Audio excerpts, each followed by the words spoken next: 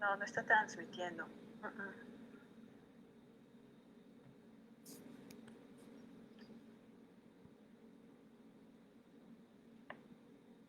Ya.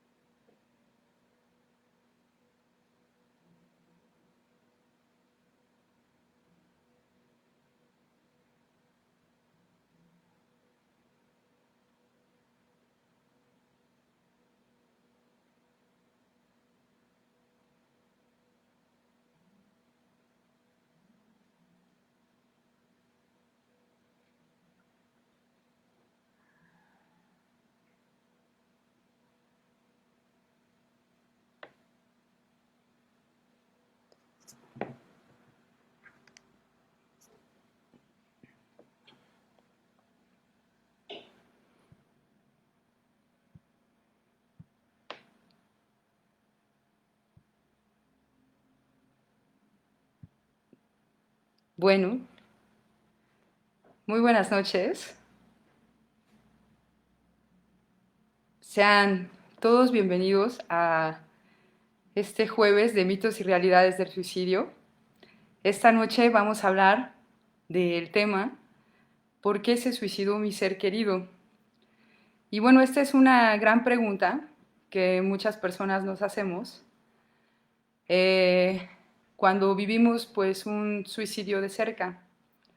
Esta noche pues contamos con invitadas especiales que van a estar pues brindándonos información importante a lo largo de este tema que vamos a examinar.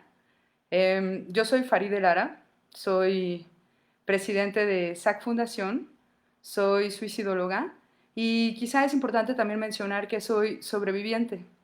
Sobreviviente es el nombre que se le da a las personas que hemos perdido a seres cercanos por suicidio.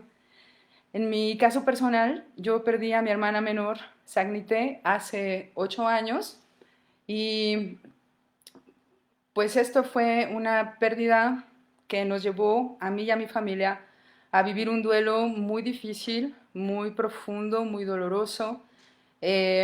Durante ese duelo tuvimos pues un encuentro con nosotros mismos como seres humanos y también pues como familia.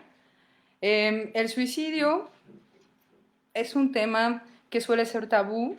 A muchas personas nos da miedo hablar del tema. A muchas personas que lo contemplan, que lo piensan, también les da miedo mencionarlo. Y pues es importante que perdamos este miedo y que nos atrevamos a hablar. Según datos de la OMS, pues en el mundo ocurren aproximadamente un millón de suicidios al año. Esto quiere decir que hay un suicidio cada 40 segundos. En México en particular, pues se realizan 17 suicidios al día y el suicidio es la segunda causa de muerte entre los jóvenes mexicanos. Mi hermana pues entraba justo en este rango de jóvenes, ¿no? Eh, que son hoy en día pues la población más vulnerable. Según datos de la revista del IMSS, del Instituto Mexicano del Seguro Social, el suicidio se ha incrementado de casi 400% durante los últimos 20 años. Entonces, el duelo por suicidio es tan particular que esto nos convierte a los sobrevivientes en una población muy vulnerable, ¿no? Un suicidio afecta, según datos de la Asociación Americana de Prevención de Suicidio, en promedio a unas 135 personas y según la Universidad de Ottawa, de estas 135 personas, 25 pues contemplarán también la opción de suicidarse y más o menos un promedio de 6 personas cercanas a la persona que se suicidó pueden pues intentarlo.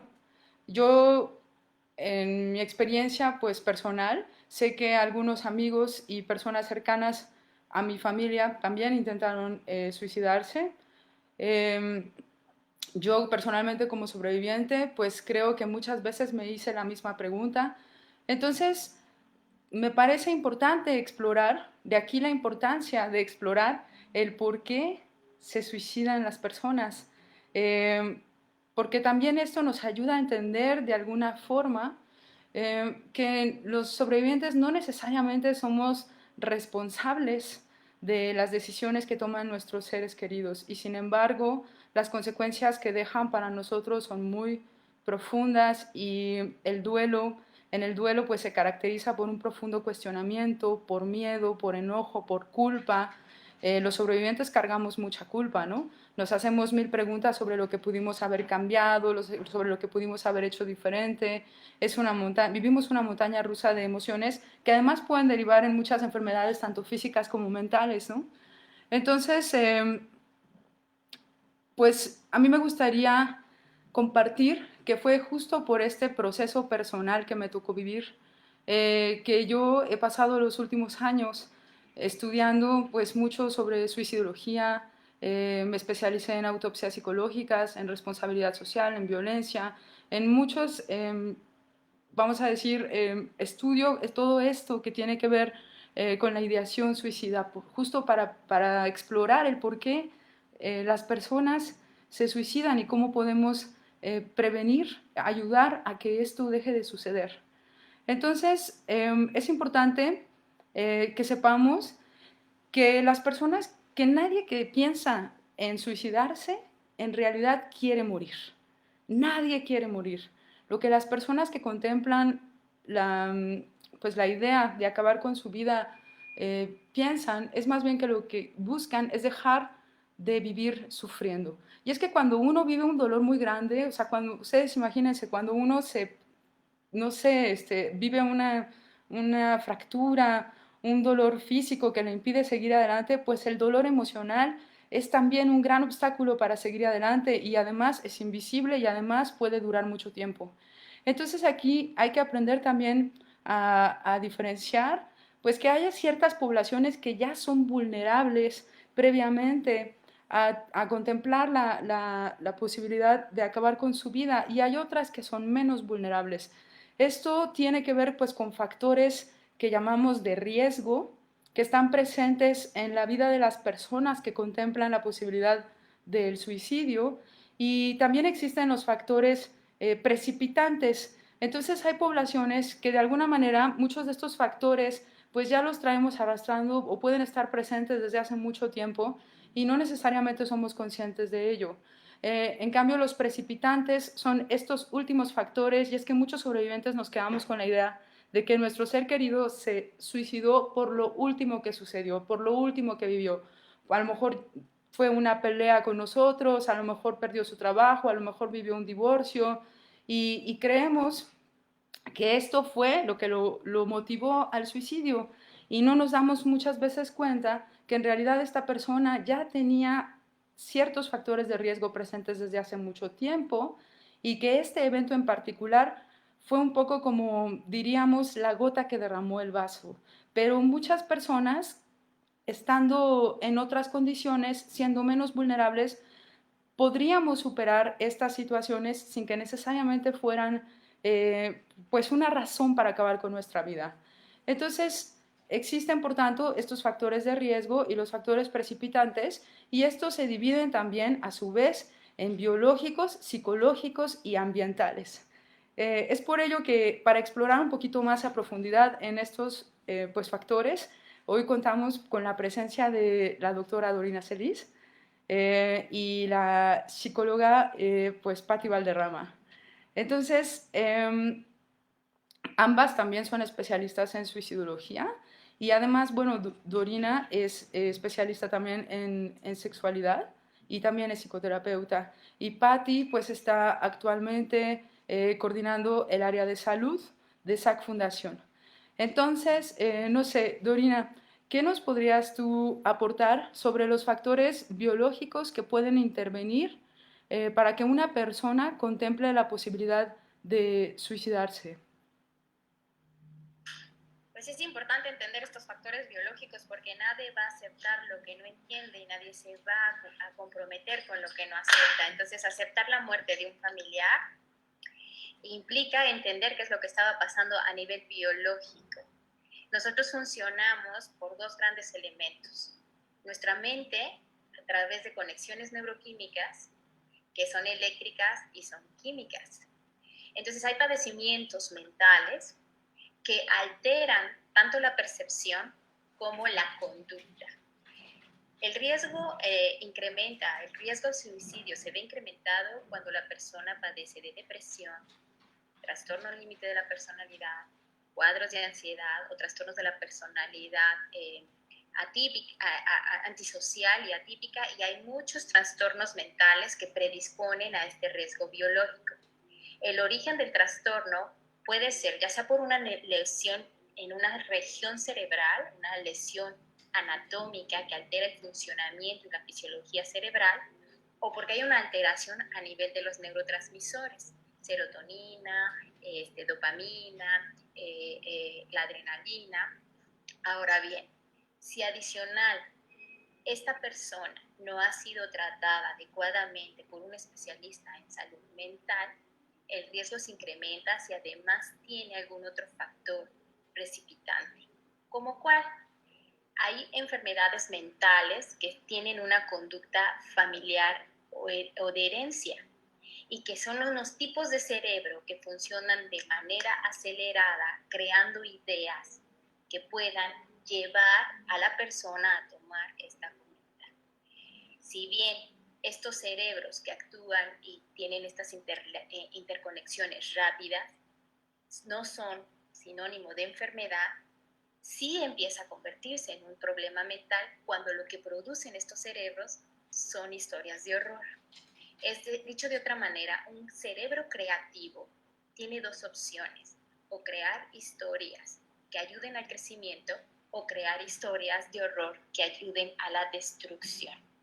Entonces, si eso aparte le sumas enfermedades autoinmunes, una mala alimentación, por ejemplo, el trastorno de bulimia, el trastorno de anorexia, son factores biológicos que también incrementan la probabilidad de suicidio.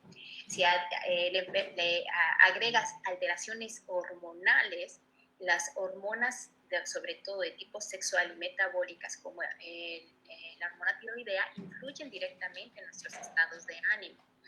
Incluso las mujeres podemos percibir alteraciones de nuestro estado de ánimo y de nuestra percepción en el ciclo hormonal menstrual normal. Entonces, si la persona sufre de alguna alteración autoinmune o alguna alteración inflamatoria que alteren sus hormonas, esto también condiciona los cuadros mentales. Entonces, no nada más es hablar de una enfermedad mental per se, sino también hay enfermedades que favorecen la alteración neuroquímica cerebral, diabetes mellitus, hipotiroidismo, alteraciones en los ciclos hormonales, enfermedades autoinmunes como el lupus, inmunológicas como el VIH, ya en el cuadro de SIDA. Entonces, los aspectos biológicos solo son un elemento que van a formar este conjunto de causas que llevaron a tu familiar a tener la conducta.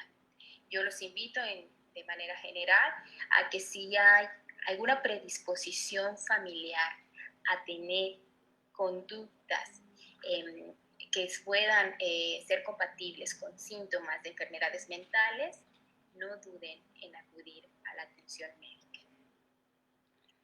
Y fíjate que es muy importante esto que mencionas, porque las estadísticas nos dicen que 9 de cada 10 personas que se suicidan tienen una, o que intentan suicidarse, tienen una enfermedad mental al momento de llevar a cabo el acto. Y esto es difícil, yo creo, como familiar a veces, porque no necesariamente estamos o somos conscientes de las enfermedades mentales que a veces vivimos en lo cotidiano y no reconocemos los síntomas o no sabemos decir, ay, estoy deprimido, ¿no? En el caso de mi hermana, por ejemplo, ella sí había sido diagnosticada con depresión, sí había sido diagnosticada con ansiedad y también en algún momento fue diagnosticada TLP. que es trastorno límite de personalidad. Entonces, esto es importante saberlo porque, por ejemplo, la depresión es una enfermedad mental que está relacionada casi en el 60% de los suicidios. Pero la ansiedad, aunque no necesariamente está relacionada con los suicidios de manera directa, sí de manera indirecta, porque la ansiedad muchas veces genera impulsividad. Y entonces, aquí entra una parte que es importante, que tiene que ver con los segundos factores. O sea, los primeros ya dijimos que los factores de riesgo que existen, como bien la doctora Dorina nos acaba de explicar, tienen relación con lo biológico, ¿no? Entonces, la segunda parte, los factores, tienen relación con lo psicológico. Y aquí, pues, esto tiene más que ver con ciertos rasgos de personalidad, es decir, que las personas que contemplan o que suelen contemplar la posibilidad de suicidarse sí comparten algunos rasgos de personalidad en común. Eh, También tiene que ver con pues, la inteligencia emocional, qué tanto las personas son capaces de pues, lidiar con sus emociones de manera funcional. Y por último, también con la parte de resolución de conflictos. Entonces, pues como bien vemos, la psicología, nuestra psicología, juega un papel importante en nuestro bienestar o nuestro malestar. Entonces, no sé, Patti, ¿nos pudieras tú aclarar o especificar cuáles son los factores de riesgo por parte del área psicológica que intervienen en la ideación suicida? Claro, hola, buenas noches, Dorifa. Fíjate, es muy importante lo que acabas de decir, ¿no? O sea, una enfermedad mental, y a veces tenemos como esa falsa idea, es alguien que necesita medicamentos psiquiátricos, o sea, eso es llevado a un extremo, ¿no? Es cierto que hay enfermedades mentales que necesitan un tratamiento psiquiátrico acompañado de un tratamiento psicológico, pero también es cierto que existen rasgos de personalidad que nos hacen más susceptibles a tener un riesgo suicida. Y como dijiste, una parte de ellos es la resolución de problemas. ¿Qué tanto somos capaces de afrontar y de crear estas alternativas en nuestra mente a cualquier conflicto que se nos presente? ¿Qué tanto podemos, como dijo Dorina, hablando de los cerebros, qué tanto tenemos entrenado nuestro cerebro a buscar soluciones y a buscar escenarios más positivos y no irnos hacia lo negativo y hacia lo catastrófico? Otra parte es la impulsividad.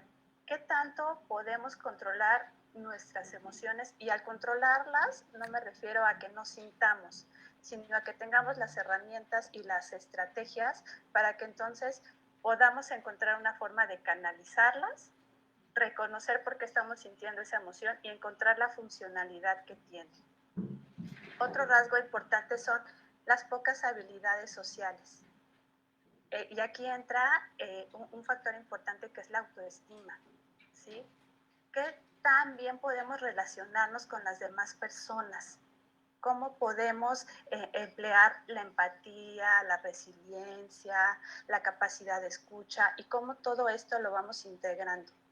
Todo esto que recibimos del exterior es información que nosotros vamos incorporando, que nosotros vamos aprendiendo, interiorizando y a partir de eso vamos creando cosas. Todo esto influye en nuestro estado de ánimo. La carencia para generar estrategias de afrontamiento. ¿Cuántos recursos tenemos? Y todos estos rasgos de personalidad los tenemos que empezar a desarrollar desde que somos niños. Es importante decir que una persona que está en un riesgo suicida no sucedió en poco tiempo. Todos estos rasgos son observables y esto es un proceso que lleva meses, durante los cuales la persona muy probablemente ya dio señales, ya dio alguna señal de que le está sucediendo algo y que a lo mejor estamos dejando pasar.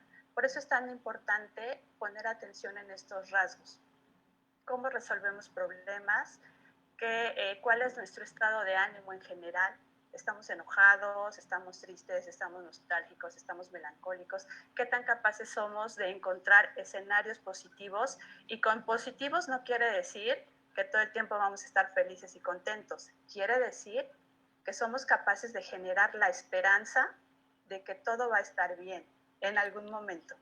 de que vamos a sufrir cierto tiempo, pero vamos a estar bien, de que somos capaces y contamos con las estrategias y con las herramientas internas para lograr superar cualquier cosa. Y cualquier cosa puede ser desde presentar un examen hasta salir con una chica, con un chico nuevo, hasta afrontar la pérdida de una mascota, de un ser querido. Es por eso que es tan importante que nos observemos, que observemos al otro y que pongamos atención en lo que está pasando. Muchas veces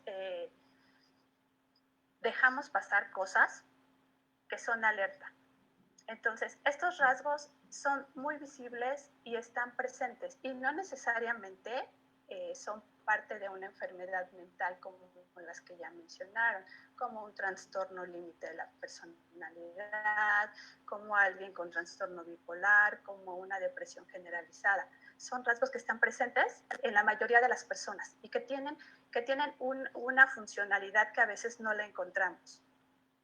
Y son estos rasgos los que se dejan pasar muchas veces y que no tienen... Y miren, todo esto lo entrenamos desde niños, todas estas conductas. La tolerancia a la frustración, justo ahora que estamos pasando por esta etapa de encierro y que estamos limitados en muchos aspectos, ¿qué tanto podemos tolerar esta situación?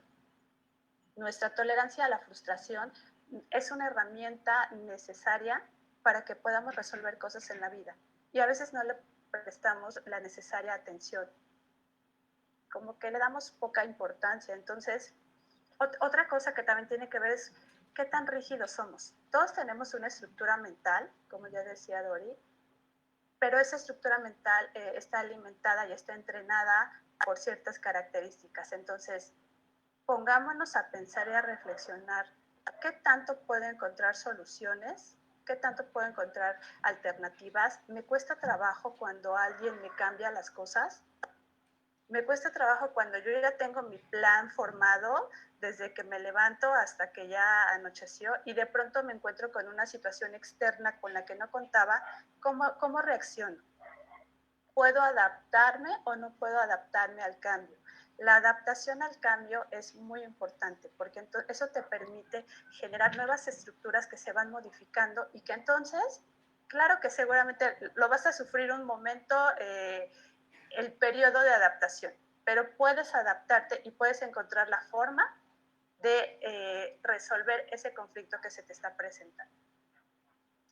Entonces, cuando tenemos a una persona cercana, algún familiar que se suicidó, cuando ya pasó esto, entonces nos ponemos a pensar, tienes razón, ¿no? Quizá toleraba poco la frustración, quizá vivía en una constante desesperanza, lo que no le permitía ver más allá en el futuro, quizá era demasiado sensible a comentarios externos, quizá no resolvía problemas, quizá los evadía. Entonces, todos estos rasgos de personalidad los presentamos todos, pero las personas que tienen riesgo suicida están minimizados en la gran mayoría. Y algo importante que decir, Farid, fíjate, es que todos los suicidas están deprimidos, están tristes. Como tú lo dijiste, no es que quieran morir, es que ya no quieren sentir dolor, ya no quieren sufrir. Y entonces su única opción es esta. Y entonces el suicidio se convierte en algo aprendido. Por eso es que impacta en tantas personas alrededor de una persona o de un evento. Por eso, porque entonces las demás personas piensan que esa puede ser una salida y claro que en ningún caso lo es. Claro, es que como ahorita lo mencionas, de todos estos rasgos, y yo ahora lo que pasa es que como ya después estudié suicidología y todo esto, pues entendí muchas cosas, ¿no? Pero durante mi proceso de duelo como sobreviviente, pues obviamente no sabía todo lo que sé el día de hoy. Y, y mucho de lo que nosotros nos cuestionábamos como familia, pues iba en torno hacia lo que hicimos o dejamos de hacer, hacia lo que le dijimos que pudo haberle hecho daño o no le dijimos o nos faltó decirle. Siempre uno se queda con este cuestionamiento de qué pudo haber hecho mejor, y esto indiscutiblemente pues hace que los sobrevivientes nos veamos obligados de alguna manera a pasar por un proceso de transformación que nos cambia completamente la perspectiva, ¿no? Entonces como que uno va viviendo muchas etapas en esta montaña rusa y a veces lo que el primer año te enojaba mucho, al segundo dices, ay, bueno, quizá yo también tuve algo, jugué un papel allí, ¿no? O quizá no, quizá justo no fui capaz de identificar estos rasgos de personalidad que ahora tú bien mencionas, ¿no? Eh, por ejemplo, bueno, en el caso de mi hermana, pues también como que en un inicio yo me sentía muy responsable y después fui entendiendo que efectivamente pues ella presentaba algunas características, como bien dices, pasaba mucho tiempo pues deprimida, pero esto no deja de hacer que nosotros como familia pues también hayamos jugado un papel. Es difícil ambos, ¿eh? O sea, es difícil tanto aceptar que tu Gracias. familiar pudo haber tenido una enfermedad mental y que por un lado, pues tú tampoco sabías cómo detectarla o a lo mejor ni cuenta te diste o a lo mejor, como bien dice Dorina, la heredas de tu familia y está tan presente por generaciones que tipo el que la tía abuela sea ansiosa y gruñona es normal y está aceptado y se transmite y es válido que el nieto sea igual y no te das cuenta a lo mejor de la violencia que esto genera, ¿no? Entonces, pues aquí viene la tercera parte de los factores. Ya vimos como la parte de los factores biológicos, los factores psicológicos y por último están los factores de riesgo ambientales, que muchas veces los factores de riesgo ambientales suelen ser precipitantes. Eh, Lamentablemente, y por eso quizá los sobrevivientes y la gente alrededor, pues muchas veces cargamos con esta culpa, ¿no? Porque en el ambiente pues juegan muchas cosas. Para empezar, está el acceso a los servicios de salud. Y aquí viene la importancia de lo que mencionan tanto la doctora Dorina como Patti, ¿no? Porque ellas dicen, hay que pedir ayuda profesional si sabemos que algo no está bien, ¿no? Si detectamos que necesitamos ayuda. Porque muchas veces por estigma y por tabú o por decir, ay, esto no es depresión, es tristeza, pero como que es normal para mí estar triste de vez en cuando. Y nunca lo atendemos, ¿no? Entonces, el que se nos ocurra desde el principio pensar en ir al psicólogo o al psiquiatra porque algo no está bien, pues este ya es acceso a servicio de salud. Eh, el que tengamos pues apoyo alrededor, también servicios médicos. La OMS habla también incluso de fomentar hasta la espiritualidad, ¿no? Claro. Aquello que nos ayude en todo lo que tenga que ver con el ambiente. Por supuesto, las redes de apoyo. Y entonces, pues la tercera categoría de factores vendrían siendo lo ambiental, los amigos, la familia, los colegas, por ejemplo, los acontecimientos vitales estresantes también. Eh, no sé si ustedes, Dorina, nos pudieran profundizar quizá un poquito más en qué factores de riesgo o precipitantes pueden jugar un papel dentro de la ideación suicida. Sí, mira, imagínate el caso donde el familiar que se suicidó traía una alteración a nivel neuroquímica que le generaba alteraciones en la percepción y en donde inevitablemente esto se manejó, lo sintió como una desesperanza, abandono. Incluso hay estudios donde llegan a cambiar la percepción de los colores al alterar la química cerebral. Si esto le sumas los aspectos de la personalidad, la historia de vida y si hay algún hecho, ruptura de alguna pareja, frustración porque no consiguió el trabajo, crisis económica, sensación o pensamiento más bien de no ser un buen padre, un buen hijo, una buena persona, se siente que todos los recursos por los que podría llegar a una solución no se encuentran. Si le sumas otro factor ambiental como el acercamiento al consumo de las drogas, alcohol o drogas psicotrópicas, si tenía antecedente personal de una personalidad impulsiva, esto va a favorecer para la precipitación. Y es importante saber a los familiares que han perdido algún familiar con suicidio, es importante que entiendan que fue el conjunto de muchas cosas de las que ellos no son responsables. ¿Cómo si nosotros como médicos aún no contamos con tratamientos claramente eficaces para controlar la salud mental? Estamos en investigaciones, probando fórmulas, intentando de diferentes maneras tener pues el tratamiento ideal para cada persona. Si nosotros, los especialistas en psiquiatría también, no lo consiguen, ¿cómo puedes responsabilizarte tú de ser el diagnosticador de una enfermedad mental, la cual es presente en cada caso de suicidio? Y más si existe en tu familia la tendencia a la enfermedad mental que genera un ambiente familiar que probablemente esto favorece la violencia, la falta de escucha, la comunicación pobre, los espacios cortos de confianza, que no hay con quién hablar, si te sientes, si no sé, en tu ambiente familiar, escolar, de amistades, se siente uno incomprendido, ¿cómo te puedes tú responsabilizar de todo lo que ocurre alrededor de un ser querido si no tienes el alcance para controlar su vida, ni hacer un diagnóstico mental, ni hacer un diagnóstico psicológico? Y esto es muy importante para los familiares que nos están escuchando, que se sientan y que sepan que no fue de ellos la responsabilidad del diagnóstico, es responsabilidad de los servicios de salud. Y en el país en el que vivimos hay un gran rezago respecto al acceso a los servicios de salud especializados para reducir el riesgo suicida. Entonces somos muchos los corresponsables, y el hecho de que estés aquí en esta conferencia ya es poner un granito de arena para que esta historia cambie, no solo a nivel país, sino a nivel familiar, porque si tú tuviste un familiar que se suicidó, por ese hecho ya estás en riesgo. Y eso incluye, esa familia incluye parte de los factores ambientales de los que estás hablando, Faribe. Claro, y qué bueno que lo mencionas, porque efectivamente, pues los familiares lo que más sentimos es culpa y es algo que caracteriza este duelo.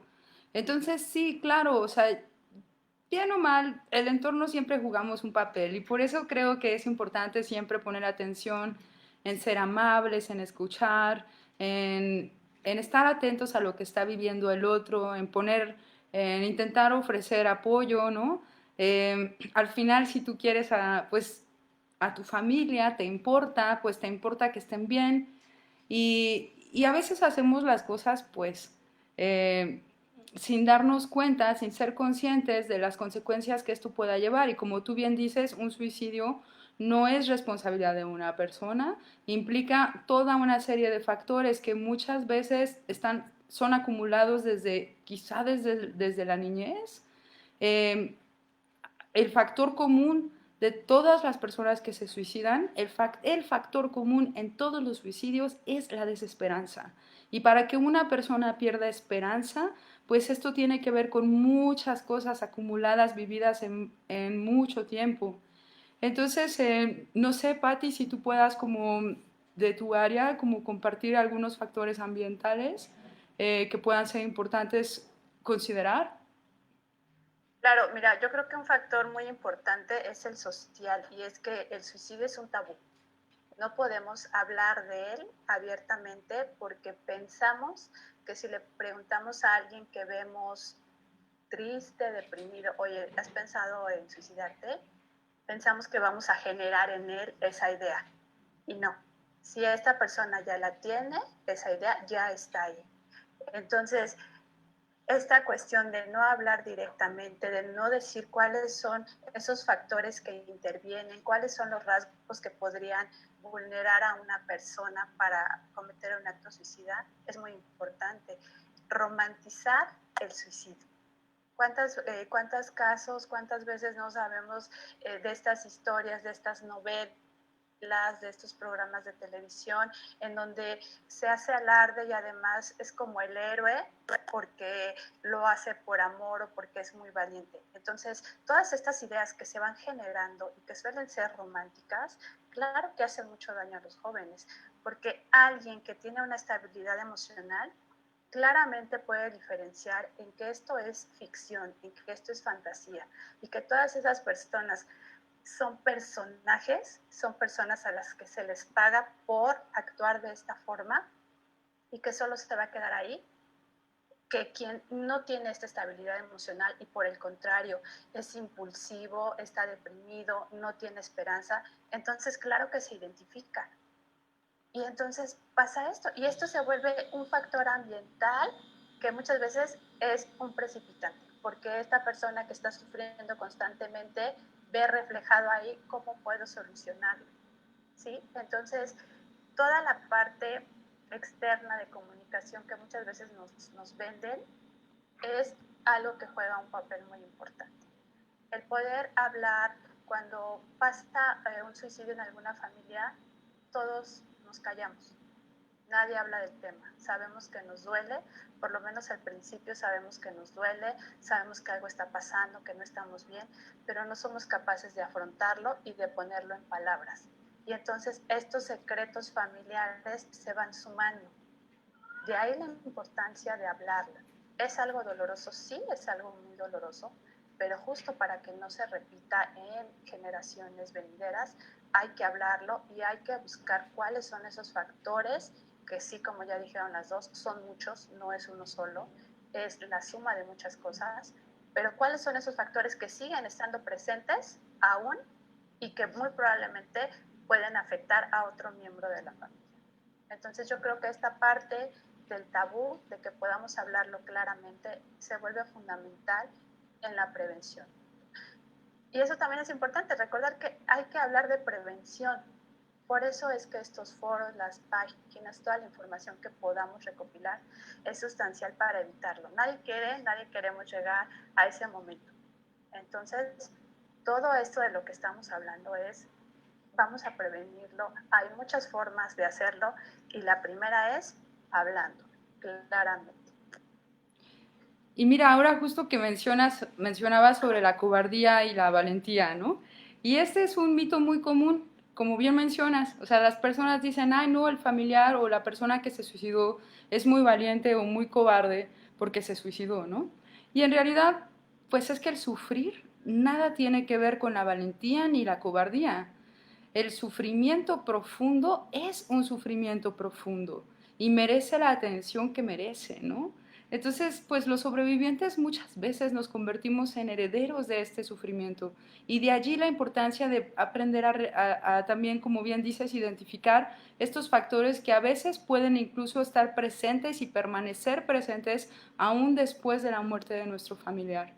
Entonces, es importante, como bien mencionan, tomar en cuenta toda esta información para poder trabajar nuestra culpa, nuestro enojo, nuestro miedo, que muchas veces nos pueden llevar a distorsionar la realidad e incluso los recuerdos, ¿no? Y dificultar nuestro proceso de duelo. A veces por culpa decimos, ay no, pero esta noche o esta tarde con mi familiar, ¿por qué no hice tal? Y a veces ya nos creamos historias en nuestra cabeza que pueden derivar también ya en otros trastornos como ansiedad, como depresión.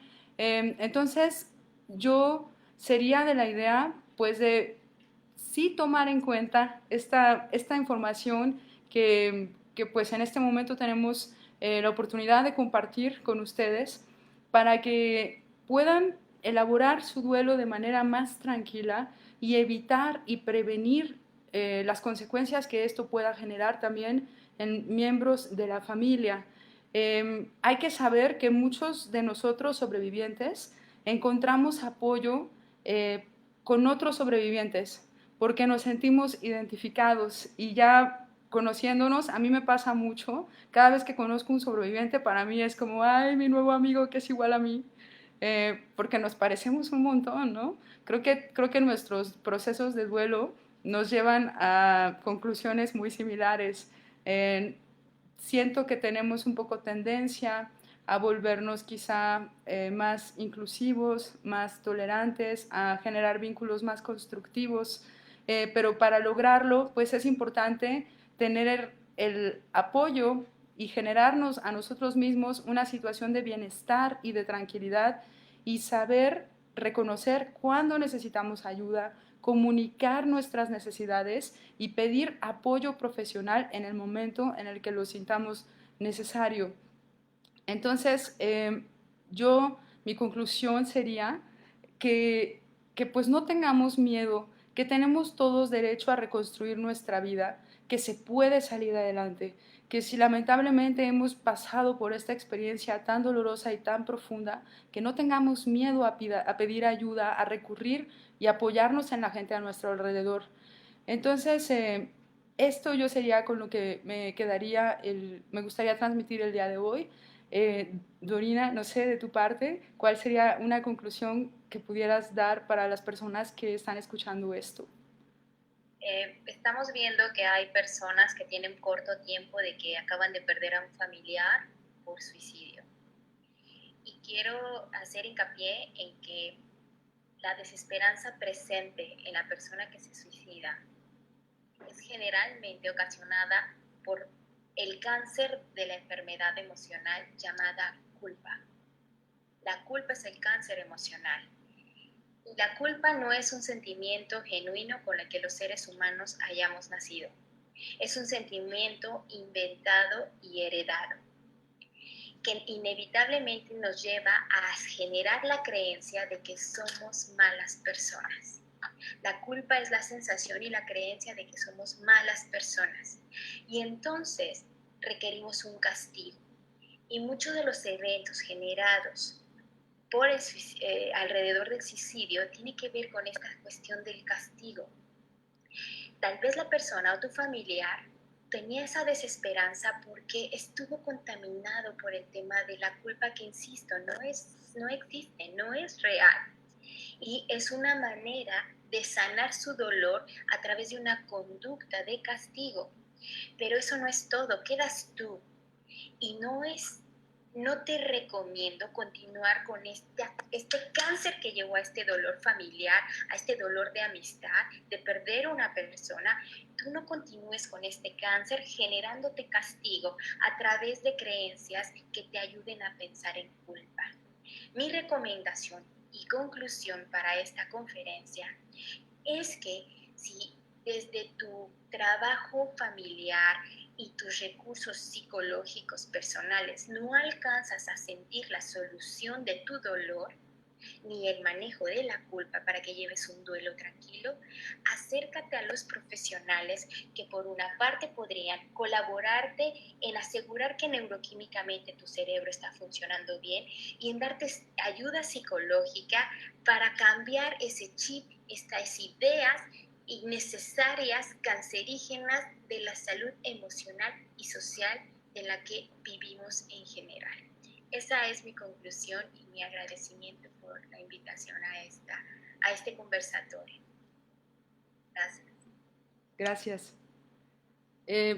Patti, ¿te gustaría aportar alguna conclusión desde el área psicológica y, bueno, pues tu opinión personal?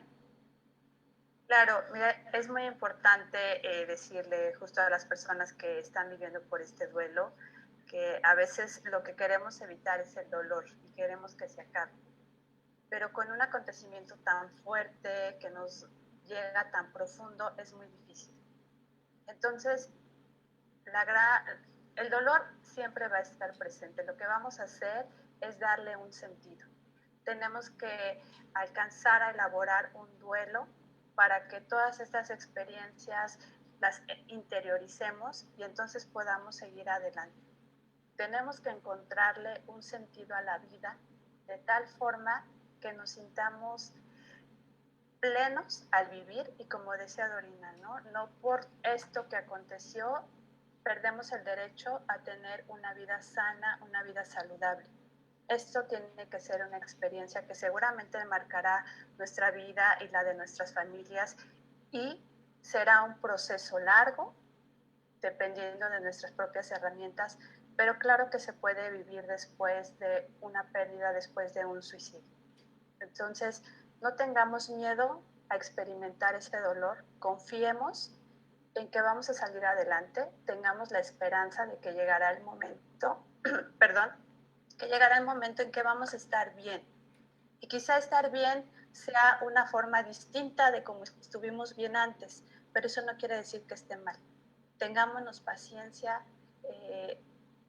ya hablamos de todo lo que incide en que una persona llegue a este punto. Entonces, pongámonos a nosotros mismos como meta de alguna forma demostrarnos que sí hay solución, que nuestro ser querido está en un mejor lugar debido a su decisión llevado por las circunstancias que hayan sido, y eso al final tiene que traernos tranquilidad para poder seguir nuestra vida. Eso sería todo. Muchas gracias. A mí me gustaría como recordar también, bueno, que sobrevivientes es el nombre que se le da a las personas, llámese familiares o amigos, que hemos perdido a seres cercanos por suicidio. Somos una de las poblaciones, pues por haber vivido esta experiencia, somos una de las poblaciones más vulnerables también al suicidio. Entonces, yo hago hincapié en esto, pues porque muchas veces, sobre todo durante los primeros meses, sobre todo durante el primer año, uno siente a veces que se está volviendo loco, que el dolor que siente es tan profundo que no se puede salir de allí. Y esto es falso. Siempre se puede salir adelante. No es culpa de los sobrevivientes el suicidio de su familiar. Como ya mencionamos, tienen que ver varios factores que se categorizan en biológicos, psicológicos y ambientales. No es culpa de los sobrevivientes, pero la culpa sí es una de las características del duelo por suicidio. Entonces aquí sencillamente hay que saber identificarlo y pedir ayuda, porque uno no puede vivir torturándose siempre. Yo les aseguro que muchas veces damos y hacemos lo mejor que pudimos con las herramientas que teníamos en aquel momento. Quizá hoy tengamos otras, pero en su momento, seguro por amor a nuestro familiar, hicimos lo mejor que pudimos. Entonces, voy a aprovechar para compartirles algunas de las preguntas que, pues, que las personas que están escuchándonos están haciendo. Y entonces, una de ellas dice: mi hijo tenía hiperactividad y TDAH, ¿influyó esto? Pues es probable, ¿no? Por favor, Dorina. Es un hecho que influyó porque la neuroquímica de su cerebro se encontraba alterada, y si con eso desarrolló un trastorno mental agregado como la depresión, todo se va sumando para culminar con el acto suicida. También a mí me gustaría también complementar que en un estudio que se llevó a cabo en España hace aproximadamente 7 años, se identificó que particularmente el TDAH es un factor que está presente entre el 5 y el 22% de los suicidios. Entonces, si bien no es un determinante, pues podemos saber que sí puede tener jugar un cierto papel dentro de los factores biológicos. La siguiente pregunta sería, ¿los hermanos podrían ir por ese camino? Tengo miedo por mi hija. ¿Patti? Sí, claro, como ya mencionamos antes, el suicidio es aprendido. Y si no se recurre a un especialista para una intervención y poder elaborar de una forma saludable el duelo, esta es una opción que queda abierta como a resolver el problema. Entonces, si hay un suicidio en la familia y si es de alguien tan cercano, claro que esto se vuelve un factor de riesgo. Y yo aprovecharía también para invitar a los familiares a que se comuniquen abiertamente, porque miren, la ideación suicida, o sea, cuando hay un suicidio en la familia, prácticamente como les comentaba, pues es común que los familiares en algún momento nos planteemos la posibilidad, y hay que saber que no lo es, que si estamos contemplando esta opción es justo porque perdimos a alguien cercano, porque nuestro sufrimiento es grandísimo y porque lo que queremos es que pare. Entonces, no hay que tener miedo de poder hablar y sentirse en confianza de hablarlo en familia para poder recurrir y pedir la ayuda adecuada, como Patti bien menciona. Otra pregunta sería, si tiene TLP y no se medica, ¿qué se puede hacer? No cree en la medicación y no se la toma. Dorina. Que tomar la medicación.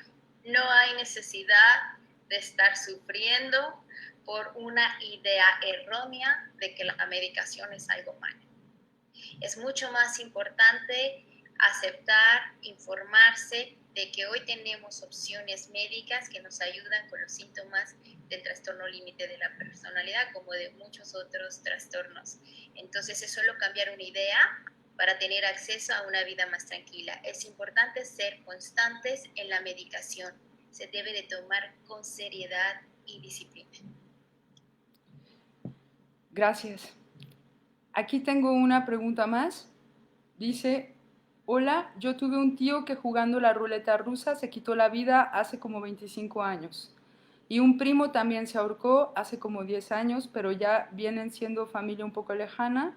Una psicóloga me dijo que eso es hereditario, por eso mi niña siguió ese mismo patrón, aunque mi niña nunca los conoció. ¿Es verdad que eso es hereditario? Yo vivo pensando esto, ojalá me pudieran sacar de la duda. Hay una tendencia familiar de los trastornos mentales y voy a hablar de trastorno mental como una alteración en el cerebro. Hay una alteración, insisto, ya sea neuroquímica o fisiológica en la manera en la que se transmiten los impulsos eléctricos cerebrales. Y entonces tal vez hay un gen de tendencia familiar que pueda influir en la alteración neuroquímica. Y sí, es un factor biológico que es muy probable que esté presente en tu familia y que eso pudo haber contribuido a la situación de tu hija, a la toxicidad de tu hija. Claro, y además lo que mencionaba, ¿no? O sea, los secretos familiares ahí están. Y si en la familia hubo alguno, no importa la generación que haya sido, este es un dolor que se interioriza de tal forma que está presente aunque ya haya pasado los años. Y estos comportamientos son comportamientos de riesgo. Y entonces podemos nosotros también darnos cuenta en nuestra familia qué comportamientos de riesgo, qué tendencias suicidas tenemos, porque tienen que ver con la impulsividad, como decía Dorina, ¿no? Cómo está funcionando nuestro cerebro. Si no podemos ponernos límites, el ser humano tiende a ponerse a salvo y cuando se está poniendo en situaciones de riesgo, eso es un foco rojo. Y entonces, si en mi familia existen estos antecedentes, entonces tendríamos que tener cuidado para ver las conductas de las generaciones más recientes, porque claro que es un factor que influye. Lo que estás diciendo es importante porque recuerda, si tu familia tiene una tendencia hereditaria a tener alteraciones neuroquímicas cerebrales, eso no significa que ya toda la familia tiene ese riesgo permanente. No, recuerda, no. El ambiente y modificas el aspecto psicológico, tu riesgo se disminuye y inevitablemente aquellos pensamientos que genera un cerebro acelerado e impulsivo que van hacia conductas de autodestrucción se pueden dirigir a conductas creativas como el ejercicio, el arte, el deporte, la creación pues de varias carreras, todas las que tienen que ver con artes y humanidades. Entonces sí se puede canalizar un cerebro y no significa un estigma de que mi familia tiene una historia destinada hacia el suicidio. Puedes cambiar la historia. Mira, si le quitamos la carga de tabú, es como decir, bueno, yo en mi familia hay diabéticos, hipertensos con ciertas enfermedades y entonces eso no quiere decir que yo lo sea, sin embargo quiere decir que tengo tendencia a desarrollar estas enfermedades si me alimento de una forma no saludable, si no hago ejercicio, si no tengo los cuidados necesarios. Entonces, todo esto está ahí, está como antecedente. Si nosotros nos hacemos conscientes de eso y tomamos las medidas necesarias, entonces, como dijo Dorina, nuestro riesgo disminuye. Pues yo les quiero dar las gracias a ambas y por supuesto a las personas que nos están escuchando. Para todos aquellos que lo sientan necesario, recuerden que en SAC Fundación tenemos pues terapias grupales, tenemos terapias individuales, tenemos grupo de sobrevivientes, tenemos apoyo pues psiquiátrico, psicólogos, médicos y pues muchos de nosotros hemos tenido experiencias cercanas al tema del suicidio. Entonces, podemos comprender lo que viven, podemos compartir nuestra experiencia, acompañarlos, apoyarlos y pues invitarlos a que se pongan en contacto con la fundación en el momento en el que así lo consideren necesario. Nuestra página es www.sacfundacion.org. El correo es info@sacfundacion.org y nos pueden encontrar en redes sociales, Facebook, Twitter, Instagram, bajo el nombre pues de @sacfundacion. Muchas gracias por su tiempo, por escucharnos y pues los invitamos a mantenerse al pendiente de las actividades y los lives de la Fundación directamente en nuestra página Facebook. Muchas gracias. Buenas noches. Buenas noches. Gracias. Buenas noches.